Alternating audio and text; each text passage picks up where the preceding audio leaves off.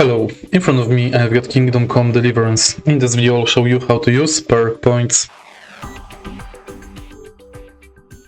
In order to use perk points, firstly go to character menu.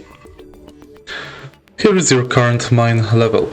With each level you'll get a perk point for mine level, and also with each skill you increase you also get a perk point for this skill. For example, we can use one perk point for mine level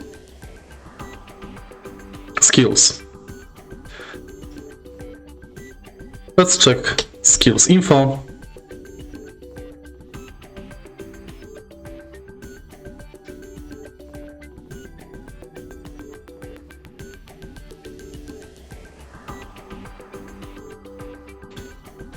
And press E button to learn it. Next we can go back and also use perk points for strength. Select it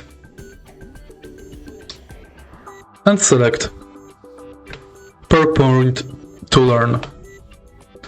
And that's basically it. If you find this video helpful, please leave like, comment and subscribe.